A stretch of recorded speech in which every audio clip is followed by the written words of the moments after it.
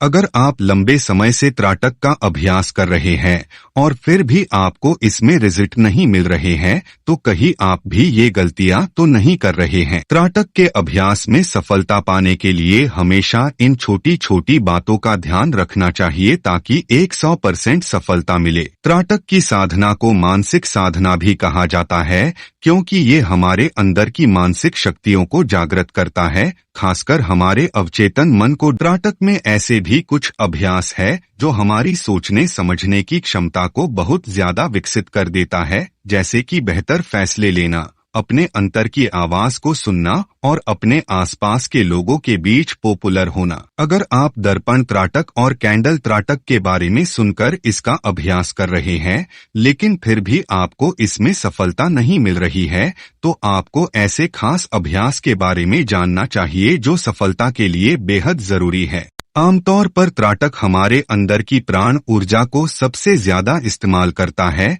इसलिए अगर आपके अंदर यही ऊर्जा पर्याप्त मात्रा में नहीं होगी तो सफलता कैसे मिलेगी। इस बात में कोई शक नहीं कि त्राटक साधना का अभ्यास अपने आप में संपूर्ण अभ्यास है, लेकिन आज के समय में हमारा इसके लिए शारीरिक और मानसिक तौर पर तैयार होना बेहद जरूरी है। त्राटक अभ्यास में बैठने के लिए खुद को तैयार करना सबसे पहला काम है जिसे हम सही तरीके से नहीं करते हैं। अगर आपको भी त्राटक के अभ्यास में सफलता या मनचाहे परिणाम नहीं मिल रहे हैं, तो त्राटक साधना के साथ इन अभ्यास को करके देखें, आपको बेहतर परिणाम मिलना शुरू हो जाएंगे। त्राटक के साथ किए जाने वाले खास अभ्यास में शरीर और मन को कंट्रोल करने वाले कुछ ऐसे अभ्यास है जो साधक को अभ्यास में लाभ प्रदान करते हैं, साथ ही उसे सब तरह से सक्षम और मजबूत बनाते हैं। ये अभ्यास निम्न है: शवासन या न्यास ध्यान का अभ्यास, इच्छा शक्ति और भावन शक्ति को बढ़ाना, प्राण ऊर्जा का नियंत्रण, विचार शून्यता का अभ्यास। इन अभ्यास का त्राटक और ध्यान के अलावा भी कई तरह से लाभ है,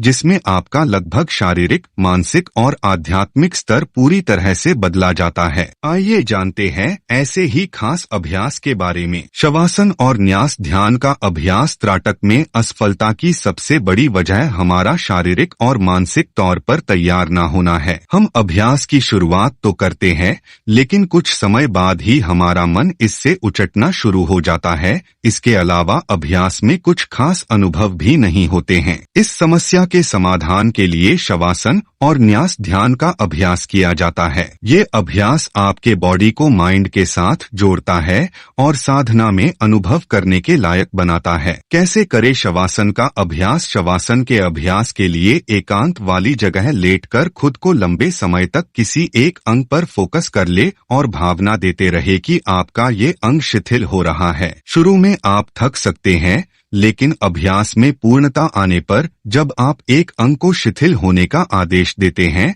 तो आपकी भावनाएं उस अंग पर प्रभाव डालती है और आपके उस अंग में वाकई शिथिलता आने लगती है। अगर आप पूरी बॉडी को शिथिल नहीं कर पा रहे हैं तो कोई बात नहीं, शुरुआत आप शरीर के निचले हिस्से से कर सकते हैं। धीरे धीरे अभ्यास में आगे बढ़े और इसके हैरान कर देने वाले परिणाम देखकर आप भी चौंक जाएंगे। ये अभ्यास त्राटक साधना में आपके अनुभव को कम समय में बेहतर बनाने के लिए काम करता है। इस अभ्यास से सबसे बड़ा फायदा मन और शरीर पर नियंत्रण का स्थापित होना है। आप न सिर्फ खुद को लंबे समय त्राटक में स्थिर रख पाते हैं, बल्कि आपको इसमें एक आनंद का एहसास ही होगा। त्राटक साधना के साथ प्राण ऊर्जा का अभ्यास। शवासन के अभ्यास के बाद किया जाने वाला अभ्यास प्राण ऊर्जा को बढ़ाने के लिए होता है। इस अभ्यास में प्राण ऊर्जा को अनंत स्तर पर बढ़ाकर हम खुद को ओज और तेज से भरपूर बना सकते हैं। इस अभ्यास को त्राटक के साथ इसलिए जोड़ा जाता है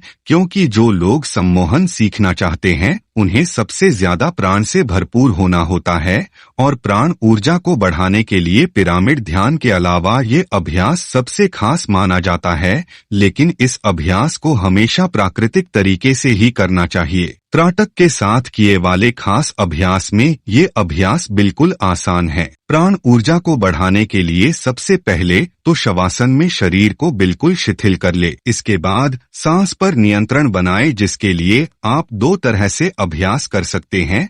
पहला, सुखासन में बैठकर सांसों को देर तक रोके रखना। दूसरा, शवासन की अवस्था में जब शरीर शिथिल हो जाता है तब सांसों को अंदर जितना रोक सके रोके रखना। सांसों को देर तक अंदर रोके रखने के साथ साथ एक भावना इस अभ्यास में दी जाती है कि जो प्राण ऊर्जा शरीर के अंदर रोके रखी है वो पूरे शरीर में प्रवाह कर रही है, या फिर किसी अंग में ये भावना देने पर आप पाएंगे कि प्राण ऊर्जा वास्तव में उस अंग में बहने लगी है, जिसकी वजह से उस अंग में शुरू में ठंडापन फिर तेज या करंट सा प्रवाहित होता हुआ महसूस होने लगता है। प्राण ऊर्जा की मात्रा शरीर में बढ़ने पर क्या होता है? जब शरीर में प्राण ऊर्जा की मात्रा बढ़ना शुरू हो जाती है तब हमारे अंदर के उत्साह और आत्मविश्वास का स्तर बढ़ना शुरू हो जाता है। सम्मोहन में जिस आकर्षण शक्ति का प्रयोग होता है वो प्राण ऊर्जा का विकसित रूप ही है। प्राण ऊर्जा को अभ्यास के जरिए आकर्षण शक्ति में बदला जाता है। त्राटक के दौरान इच्छा शक्ति और भावना शक्ति को कैसे बढ़ाया जाए?